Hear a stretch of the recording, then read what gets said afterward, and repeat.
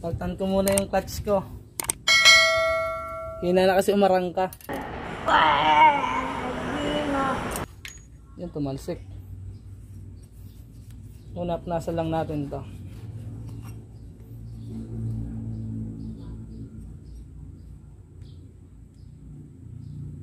Sumabit pa ang plasahan. Talagang may pagkatanga ito. Yung washer. Lagyan lang natin dito sa gitna. Hindi ko na-videohan yung pagkakalas. Nakakalimutan ko. Nasa taas kasi yung cellphone ko. Lagyan na natin. Make sure lang natin na may plate to.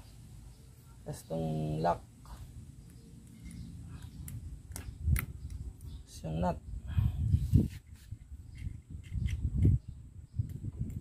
Sigitan lang natin. Dahan-dahan lang kayo pag ano ito ha.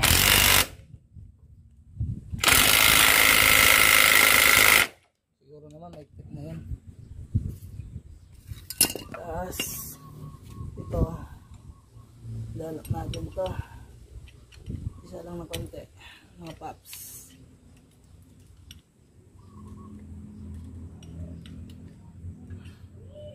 Tapos konting pokpok.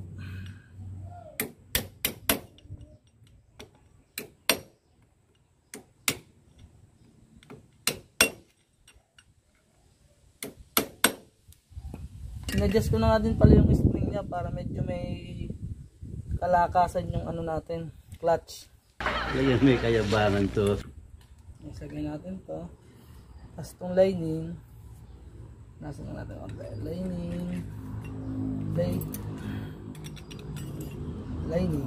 Tapos ulit-ulit lang. Ganyan. Ulit-ulitin ko pa ba?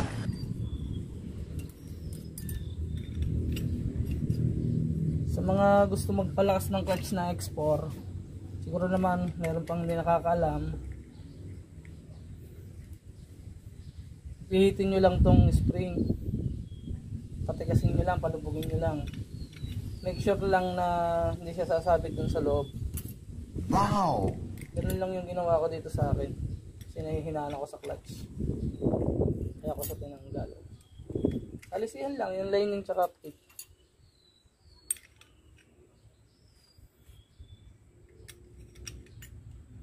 Lining plate lang siya ng lining plate. Ulit-ulitin ko pa ba? Tapos to. Kung nakikita nyo itong bilog na to, dito siya sa anong to, sa gitli. Dapat tapat na tapat siya. Hindi na kayo magpakahirap mag-sentro.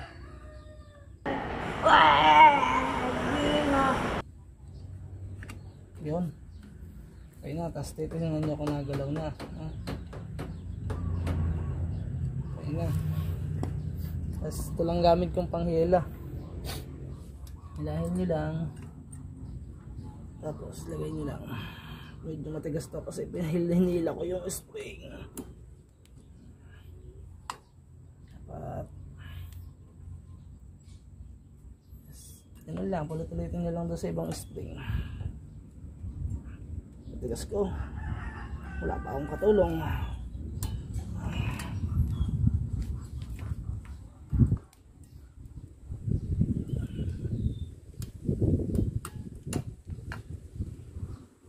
Make sure na hindi siya tukod, oh. Yung iba tukod. Ulan yan, oh. Walang kagat. Parang may naamoy ako hindi maganda. Konti. Yung kalasan ulit natin. Kailangan may kagat yun.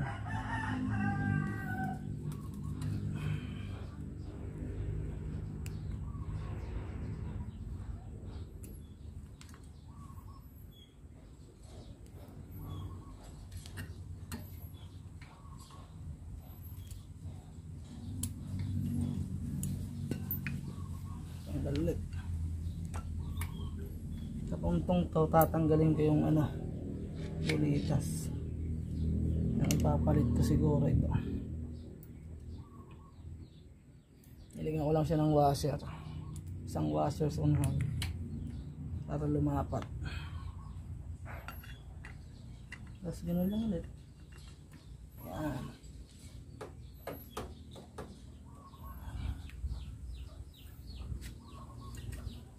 Lagay lang ulit tayo ng spring.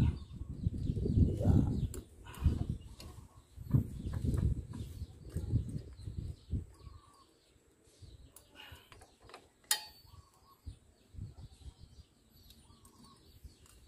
Medyo matigas eh. Talagang pinaano ko eh. Para malakas yung torque ng clutch ko.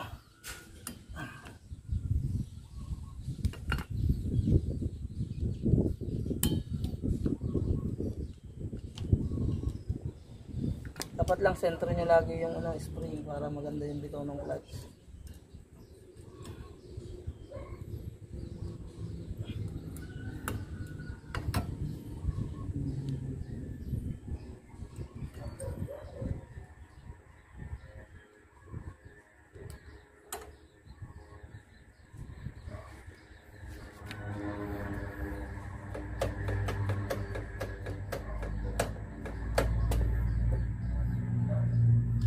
Gala na siya.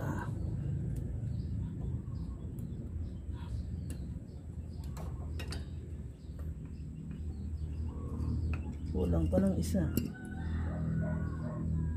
What the fuck? Saan pumunta ang isang lock? Talagang may pagkatanga ito.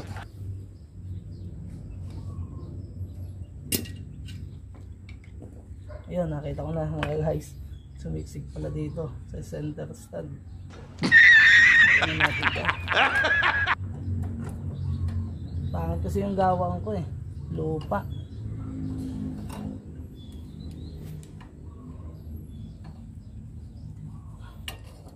Mahirap to ah.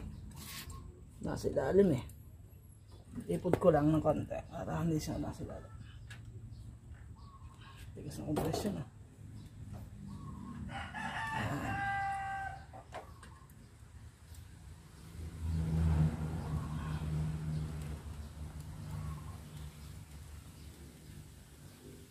Isa na. Ayan. Dapat nakasentro lahat. Tapos try natin kung nagalaw. Okay naman, nagalaw naman siya. Ibig sabihin nagpe-play yung clutch niya.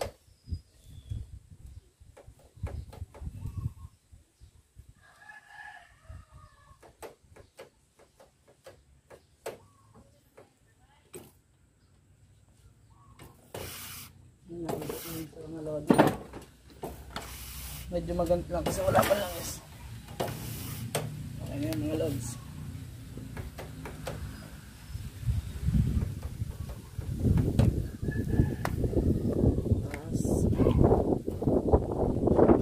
Cover. Linis naman siya oh.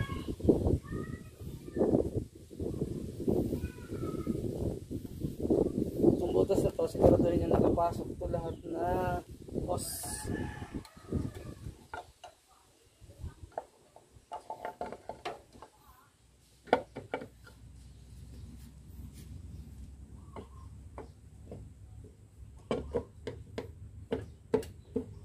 Pasok lang. Okay na mga lods. A few inches later.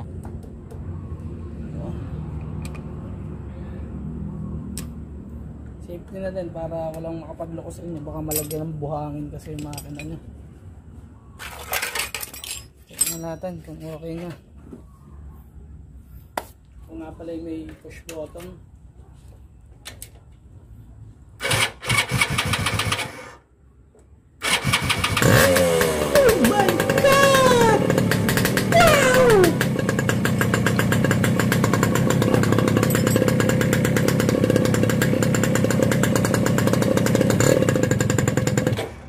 What the fuck? That is tayo lods.